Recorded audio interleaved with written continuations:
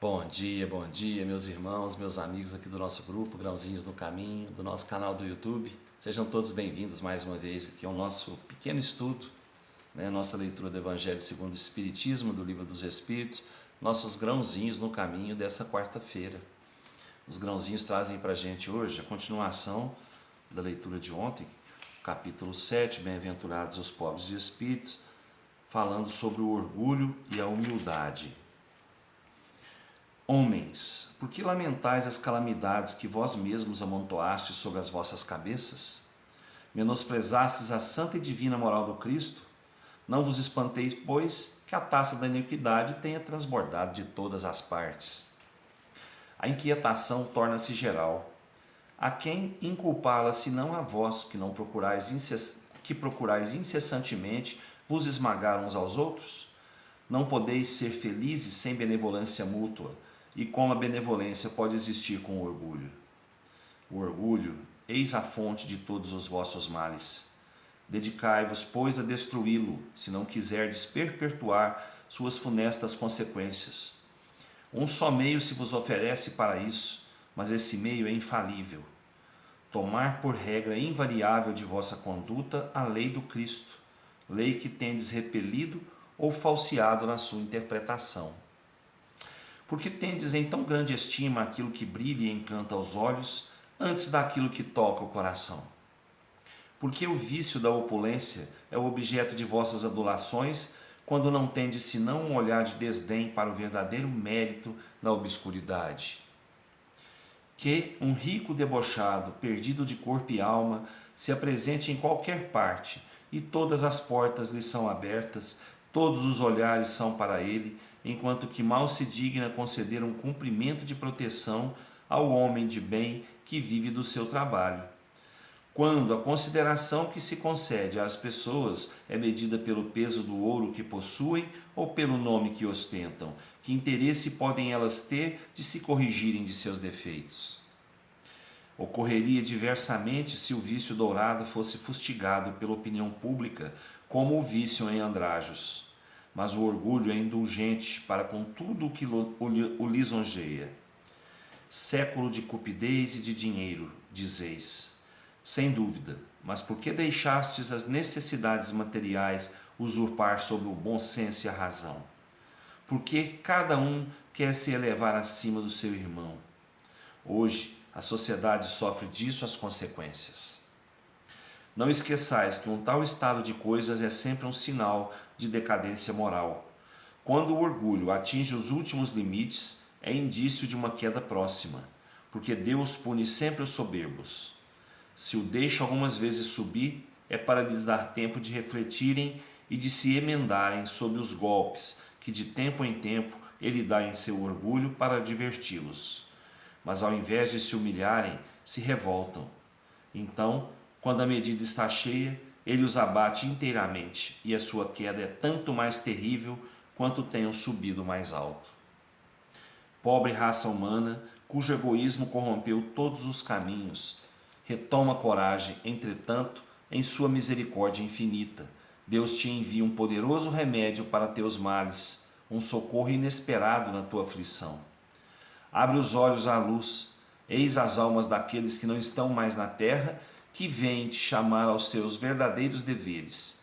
Elas te dirão com a autoridade da experiência quanto as vaidades e as grandezas de tua passageira existência são pouca coisa perto da eternidade.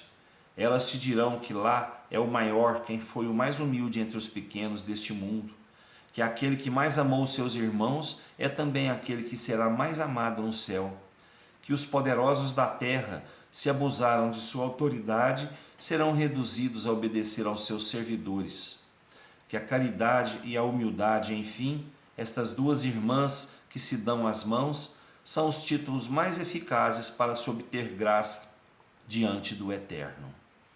Adolfo, bispo de Argel, Marmande, 1862. Bom, gente, aqui o espírito de Adolfo vem continuar falando para a gente, né? A humildade, a caridade são as armas que a gente tem para lutar aqui nessa terra, né? Para vencer tudo de ruim que a gente tenha que passar aqui nessa terra.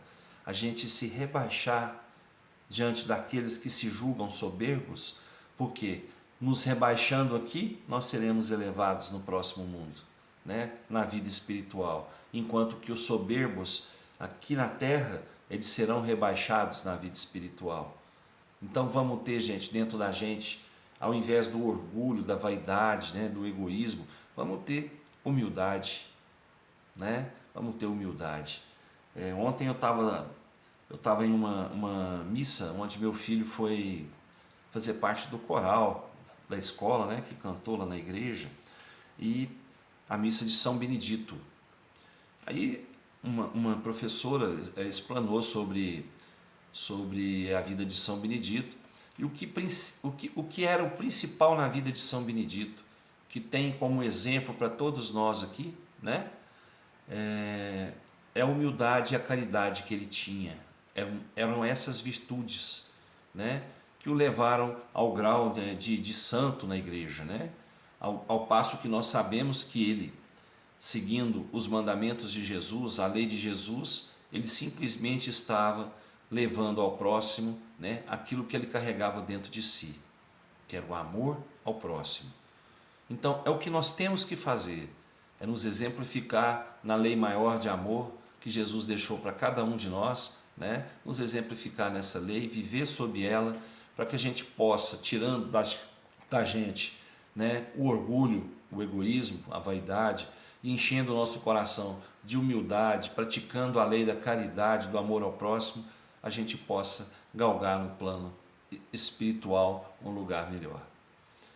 Então, enquanto a terra estiver fechada em vaidade, em orgulho, né, no egoísmo do ser humano, nós estaremos passando por momentos difíceis sempre. Então vamos procurar nós fazer nossa parte, né? Que muitos falam assim que uma andorinha só não faz verão, mas se uma andorinha vai ali fazendo de pouquinho em pouquinho, ela vai dando exemplo para os outros, e os outros vendo que aquela andorinha está conseguindo fazer o que ela almejava para ela mesma, vão procurar fazer também, né? E nesse exemplo que eles estão buscando, todos vão crescendo, tá? A terra vai mudando. Então vamos lá fazer nossa parte, né, gente? Tirar da gente o orgulho e a vaidade, encher nosso coração de humildade e praticar sempre a caridade. É o que importa para nós. O Livro dos Espíritos traz para a gente hoje, no capítulo 5, a questão 726. Se os sofrimentos deste mundo nos elevam pela maneira que os suportamos, elevam-nos também aqueles que criamos voluntariamente? Os sofrimentos que a gente se impõe. Os únicos sofrimentos que elevam são os sofrimentos naturais, porque eles vêm de Deus. Os sofrimentos voluntários não servem para nada quando eles nada fazem para o bem de outrem. Crês que aqueles que abreviam sua vida nos rigores sobre-humanos, como fazem os bonzos, os faquires e certos fanáticos de várias seitas, avançam em seu caminho? Porque antes não trabalham para o bem de seus semelhantes. Que eles vistam o indigente, consolem o que chora, trabalhem por aquele que está enfermo, sofram privações para o alívio dos infelizes. Então, sua vida será útil e agradável a Deus. Quando, nos sofrimentos voluntários que padecem, não têm em vista senão a si mesmos, é de egoísmo. Quando sofrem pelos outros, é de caridade. Tais são os preceitos do Cristo. Gente, se a gente está se martirizando, né? Igual a gente já falou aqui atrás, algumas questões aqui atrás, à toa, né? À toa, visando a nossa melhora só, visando só o nosso bem, pensando só, eu vou fazer isso porque isso vai agradar a Deus, vai melhorar para mim. Olha quanto egoísmo, quanta ignorância. Deus não quer seus filhos sofrendo para agradá-lo. Deus gosta, aceita de ver seus filhos sofrendo em prol do próximo, em prol de ajudar o próximo, de fazer a caridade. Não é que ele gosta, né?